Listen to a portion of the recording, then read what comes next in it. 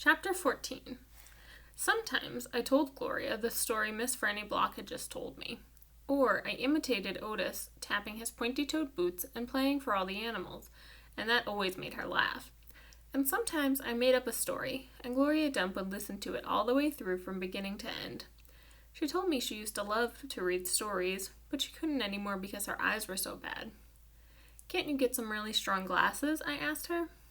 "Child," she said, "they don't make glasses strong enough for these eyes." One day, when the storytelling was done, I decided to tell Gloria that Otis was a criminal. I thought maybe I should tell an adult about it, and Gloria was the best adult I knew. "Gloria?" I said. "Mm-hmm," she said back. "You know Otis." "I don't know him, but I know what you tell about him." "Well, he's a criminal. He's been in jail.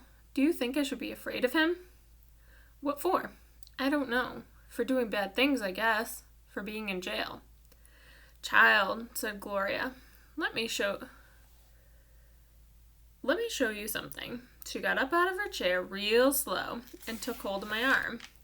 "Let's the two of us walk all the way back to the back of this yard."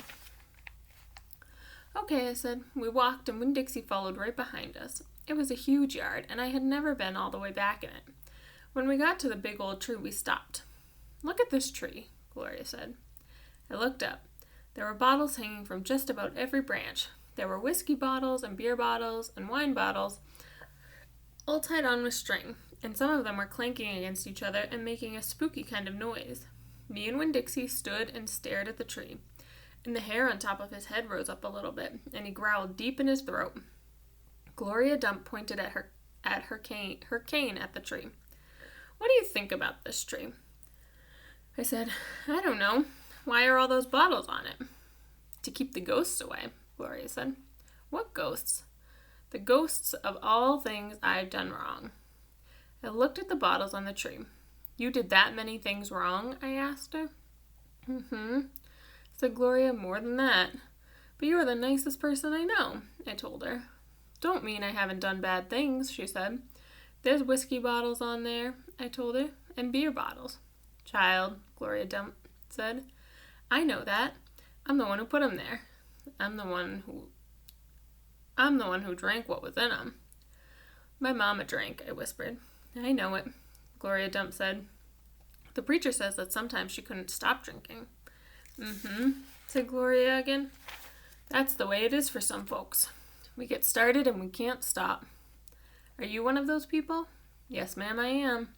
But these days I don't drink nothing stronger than coffee." "Did the whiskey and beer and wine, did they make you do the bad things that are ghosts now?"